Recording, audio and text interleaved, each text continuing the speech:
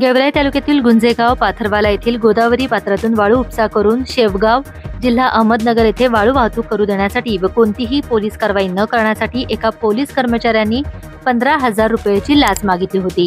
ही लाच घेताना खासगी इस्मास रंगेहात पकडले तर लाच मागणाऱ्या पोलीस कर्मचाऱ्याविरोधामध्ये गुन्हा दाखल झाला होता।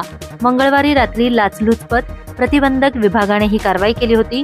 बुधवारी या पोलीस कर्मचाऱ्याला पोलीस अधीक्षक नंदकुमार ठाकूर यांनी निलंबित केले आहे।